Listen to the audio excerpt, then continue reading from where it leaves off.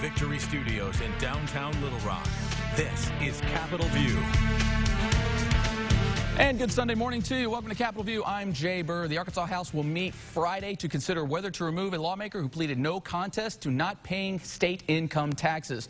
Representative Mickey Gates was arrested last year and charged with not filing returns from 2012 to 2017. In September, House Speaker Matthew Shepard filed the resolution seeking Gates' removal, which will require a two-thirds support of the majority GOP House. And here to weigh in on the upcoming meeting here, we've got State Representatives Frederick Love, John Payton, and Jack Fortner. Gentlemen, thanks for coming in here. Let's get right to this here. We were kind of pre-gaming here, and this is going to be an interesting procedure just in and of itself, let alone with the facts and disputing all that. But what's the actual process here that we've got to get through with this thing? Well, I'll take Yeah, so, you know, after hearing that we were going to take this procedure forward, it's a very major undertaking when you're going to consider removing the people's representative. So there are some sections of Arkansas Code that set forth a procedure. It's 7-5-805, and it spells out that proceedings could take place in the Arkansas Claims Commission, where there'd actually be a hearing of the facts and then a non-binding recommendation handed to the House. In this case, it seems that we're not following that step, but that there's been a resolution by the Speaker filed, which, upon the vote of two-thirds, would expel a representative. Now, does it get a little tricky in there with kind of, I don't know, we were talking earlier, something says one thing in the Constitution, it kind of says a different thing on statute. So how do we kind of approach some of that? Well, I will say this. First of all, we did set forth the process in which the Speaker is taking. Right. And so he's filed this resolution, and so now we must act on that resolution. And then if it's two-thirds, the body feels that two-thirds, or the two-thirds of the body feel that Representative Gates needs to be expelled, then that's what we'll do. But I mean, so what Representative Payton brings up is interesting, but we have set forth a process, and so we're taking that process. So I guess, Representative Ford, you can jump in here on this. What exactly is the process? Is this sort of like trial of peers, or kind of what's the actual, you know, dealings that we're going to be seeing? As I understand it, we as the representatives are elected by our constituents. We are one of the only bodies, if not the only elected official in the state that cannot be appointed. If we have a vacancy, we have to be re-elected. Someone in our district has to vote. All those people have to vote to put you back in. So this is not something to take lightly, because we are the people's representative. However, I assure you that if anybody has researched something thoroughly and has crossed his T's and dotted his I's and checked with everybody checkable, it is Speaker of the House Shepard. And I have utmost confidence in him, and this isn't a lemming jumping off a cliff. Right. I have checked and I've researched, but I don't have the expertise that he or his legal team or the state's legal team has at their disposal. And some things you have to take and go with it. And as Representative Love has said, this procedure has started. We are obligated to carry this procedure through to its end. Right. Now, what Representative Payton has said is accurate. It is there. But I think we have passed that step, I think. Now, should we have? That's not what I'm debating right now. Right. What I'm debating is what we need to do Friday. Well, I'm curious as to how we got past that step, because we've had no meetings, we've had no caucus, there's been no rules considered that would set forth a procedure. Right. All that has happened is a resolution has been filed by the Speaker. Now, I was contacted by members of the Speaker's staff who said, we find nothing in Arkansas Code as to how to deal with this. Well, maybe they honestly missed what was in the code, but obviously this has been in the code for 20 or 30 years, and it says that it could be sent to the Claims Commission. The House as a body has the authority. There's no doubt the Constitution gives us the authority to do this, but removing a member is a serious undertaking. Yeah. And if I'm going to be asked to do that, I've got to know the facts on both sides of the case. I'm not just going to go by the plea bargain or whatever happened. I want to know the facts if I'm going to vote to remove him. So let's go to the facts, because the fact is that we passed Act 894, which states in statute that if a member pleads nolo contendere, then they're subject to the statute that we passed. And so, therefore, this is why the Speaker has taken this process. I mean, even if I was to break the public's trust and I pled nolo contendere to something, I admittedly, under this statute, know the penalties of that. Representative Gates even voted for Act 894. So I don't think it's a question of the process. Right. I think it's a question of, do we uphold the laws that we have enacted? No one is above the law, regardless of the fact that they plead nolo contendere. This is the law that we established in the 92nd General Assembly, and so we should move forward. And I think the Speaker is actually moving forward on this. Whether the body removes Mickey Gates or not is another question. But the process has been set, and we must carry out the process. But does that nolo contendere, does that plea kind of change the game? Because that's sort of one of those little gray areas. You know, it's not necessarily an admission of guilt, but I could understand where somebody might think, like, oh yeah, I mean, why you wouldn't fight it if you weren't guilty, kind of a thing. Well, I mean, I'm not gonna weigh in on that because Sure. I'm not a lawyer. I'm just a state representative. No, you just set the tone You here. took my line. I was waiting for the chance to say I'm not a lawyer, but I play one in Little Rock. So, but the fact of the matter is, though, is the process, I mean, is in Act 894, and we're just moving through that process. And so I think we should take it up on October the 11th, and the merits are going to play out. Now let's kind of look down the road here, and I know you, Representative Fortney, you mentioned vacating that seat and you have to re-elect somebody. When, theoretically, would that happen? Would that just be, would that be in a special election called, or how would that work out if he is removed? It could be a special election that the governor would call at any time. Okay. Probably to save money for the people of Arkansas, it would be included in an election that we're going to have. Sure. So that could be like a time span in between, or just... My first term, I came in on a special election. There was an individual that resigned, and I waited. I actually fulfilled the position without authority for a period of time, and then I was elected by the people at the regular election and was sworn in to be a part of that body at that time. So that's how the procedure will work.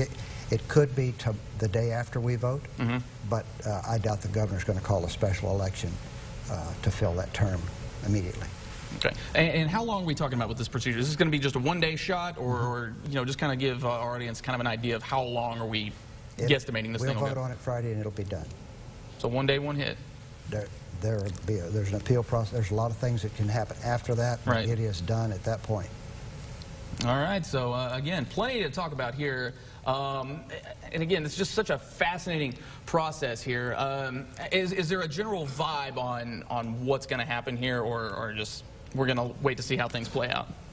I would say we're going to probably wait to see how things play out. But let me go back to this. We passed a statute, so we have to ensure the public's trust in regards to carrying out this process. I mean, there's no question on the process that must be carried out. And so I think that, as you know, we're going to go in on the 11th, that Friday, and we're going to hear both sides, and then we're going to debate it, and then we're going to come out. I think that's going to be that. That's just how it's going to be. Well, and Representative Love just said something that's all I'm asking for. We're going to hear both sides. Right. And that's what has not been assured to me, that we're going to hear both sides in the House. I'm not pushing that it should be heard in the Claims Commission or in the House. I'm just pushing that we should hear the merits of the case, both sides. And I'll be happy when that happens, because, you know, right now I have limited information from one side, which is the defense, and I have no information from the prosecution, which would be DF&A. And even your lead up here in this segment said, you know, that he pled guilty for not paying taxes, and then the next paragraph says he pled no contest to not filing returns, which is more in line with what Representative Gates has told me. He was filing his returns in the wrong place, because he had been told by DFNA to file them with the audit division, and he continued to do that for years subsequent to the audit, and that was a mistake that they were supposed to be filed with DFNA, but the audit division is still DFNA. So, I mean, you know, there's some twists and turns here. I don't know whether to believe him or not, and I'm more than willing to listen to both sides. Should be fascinating to watch it play out come Friday. Gentlemen, we appreciate you coming in here, kind of breaking this down for us here. And just for our audience, we did reach out to Representative Mickey Gates to appear on the show. He declined, however, per his attorney's advice. So there you go. All right, coming up after a quick break, we will talk about the impact of the proposal of local control given back to LRSD and a new grades report. You're watching Capitol View Sunday morning.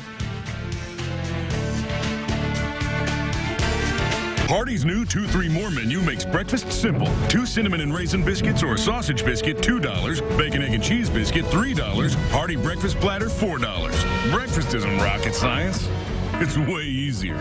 Hardee's new 2-3 More menu. Natural State Funeral Service provides Arkansas families affordable funeral services for their loved ones. Our traditional funeral service with a casket starts at $29.95. We also offer on-site cremation for $6.95. A Natural State Funeral Service serves Arkansas families with dignity and respect. Back by popular demand. When you shop Furniture Row, you pay what we pay. That's right. For a limited time, our employee pricing is available to everyone. Get 15% off a single item with purchases of $9.99 and up. That means you can save big on that perfect sofa, dining table, bed, or Denver Mattress brand mattress.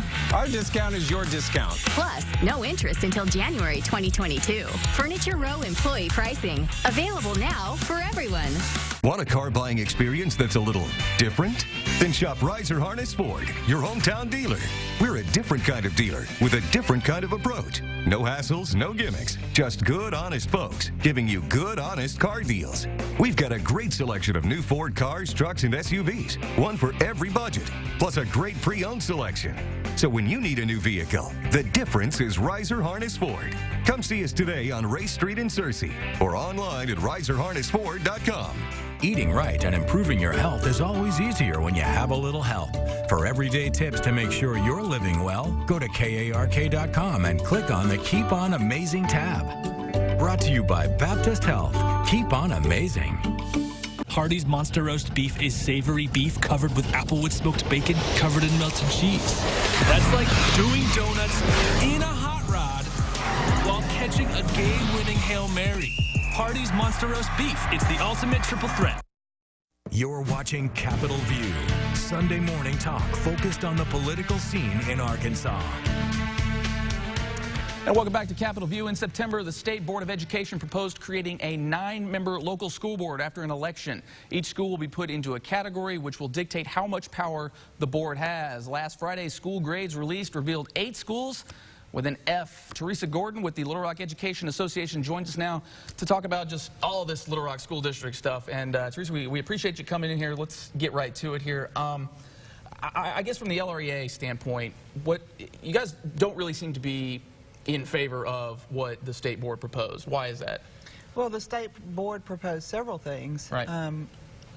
One of the things that they proposed was a framework or a resegregation plan for return of local control to some schools.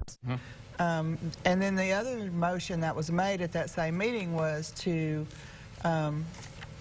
discontinue the recognition of our association. And now, of course, yeah, no, that's a big sticking point with you guys, obviously. Obviously. Yeah. Now, with all the grades being released here recently, it seems like not a lot has actually changed in the big scope of things. I guess my big question would be, is what would local control do to kind of change things? Because, you know, we had several failing schools beforehand, still kind of have those failing schools. What would change under local control?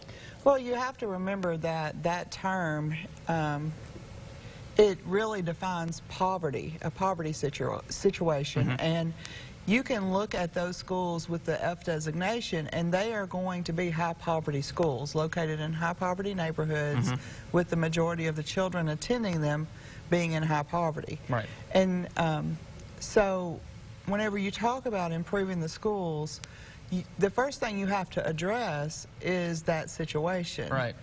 The educators in Little Rock School District have continually worked to help students achieve in spite of the state control. And, you know, we have, the LREA has served as a buffer between the chaos that has been state takeover and our children. And, you know, the LREA advocates for our students and for best practices with our students. We put forth a plan, actually, to the state board, and it has been pretty much dismissed and ignored. You mentioned poverty as being kind of one of those big key factors with all those schools with failing grades. I mean, is this really a situation where something can be done, at least when it comes to an admin standpoint? It just seems like, you mentioned poverty, it's like that's something that's kind of beyond the control of whomever has control over the district. You're right. It is beyond control, but beyond the control of whomever has the district, which is why it's so hard to fix.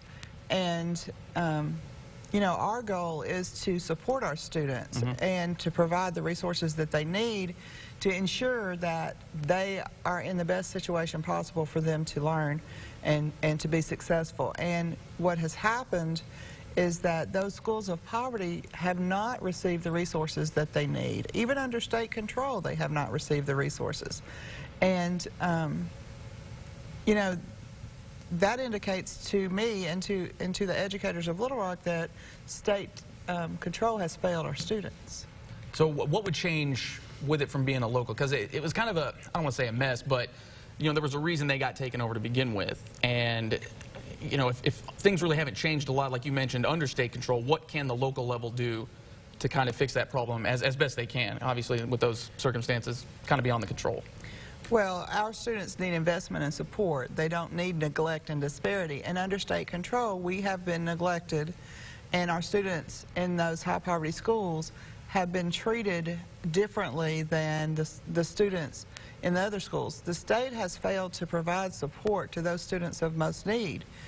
You know, the state has been in control for 4.5 years, and like you said, nothing has changed. In fact, the situation, because of the state being in control and cutting the budget, it has actually taken resources away from those students of most need.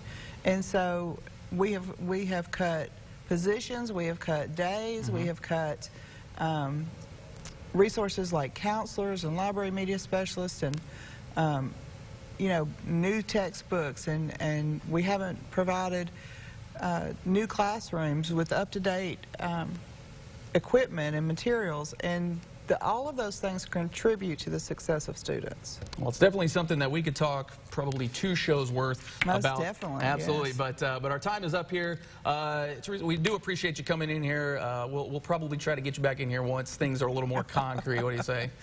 We'll see. All right. We appreciate you. Thank you. When we come back, we take a look at your top headlines. You're watching Capitol View on Sunday morning.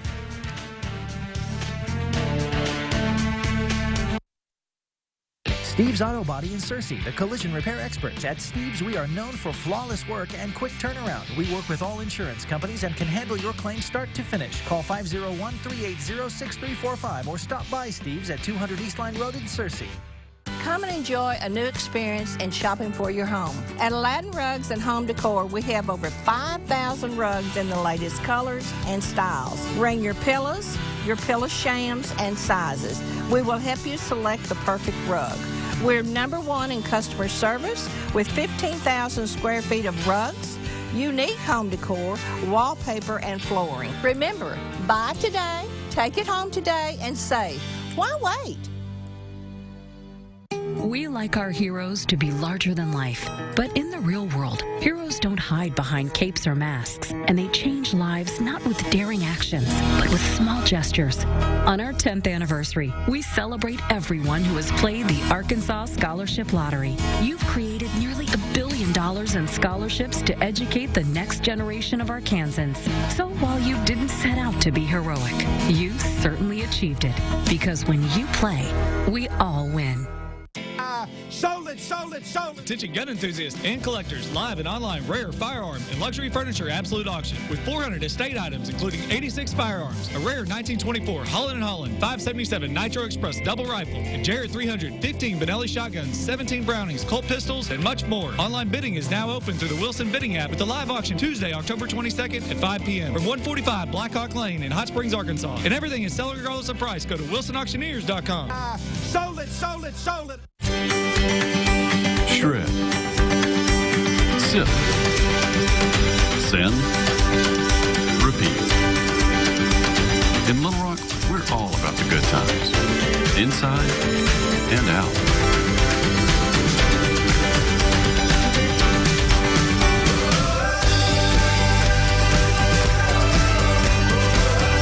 Little Rock. Good times with a southern accent. Come see us.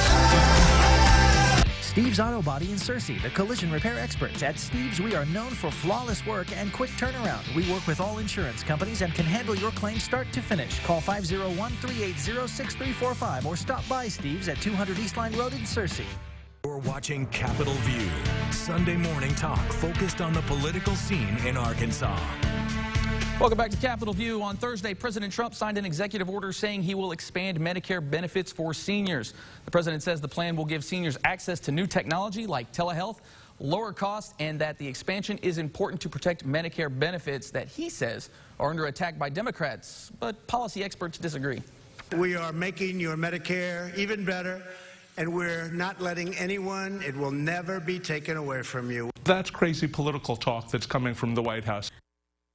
Right now, about a third of Medicare recipients are enrolled in Medicare Advantage option. The administration says with added benefits, they expect that number to rise. Health care continues to be a top issue among voters ahead of the 2020 election.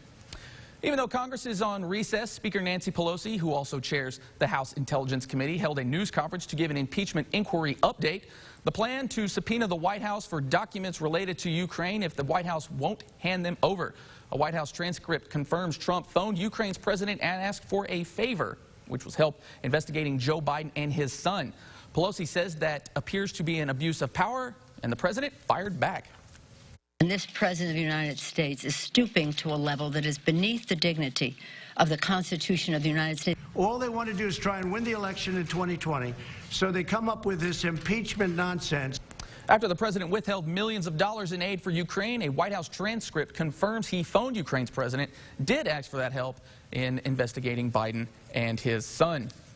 Biden says he communicated with his son, Hunter, about the harsh allegations President Trump is leveling against both men. Mr. Trump called the former vice president and his son, quote, stone cold crooked. Biden added that he's surprised at President Trump's actions during that phone call with the Ukraine's president. On the campaign trail, Democratic presidential candidate Elizabeth Warren says the House is acting appropriately with the impeachment inquiry. I believe the Trump show is getting old, and that fewer and fewer people are listening to him, and fewer people are persuaded. But I think the way we do that is less about cutting him off and more about showing some real leadership on our side. Bernie Sanders' wife says her husband is recovering and excited to get back on the campaign trail.